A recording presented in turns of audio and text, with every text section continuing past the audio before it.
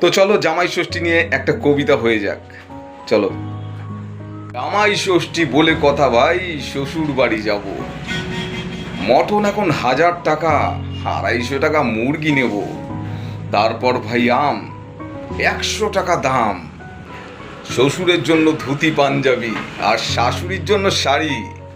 বউটা আমার হাঁটতে পারে না, তাই ভাড়া করতে হবে গাড়ি। গাড়ি ভাড়া প্রায় 1000 দেড়েক।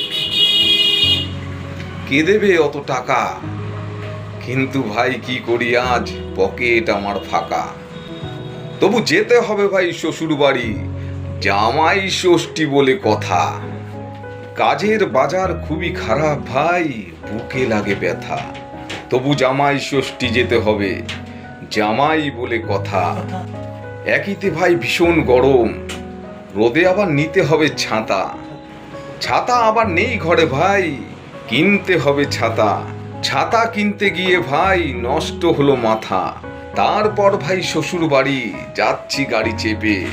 বউটা আমার ভীষণ শান্ত, কথা বলে মেপে মেপে।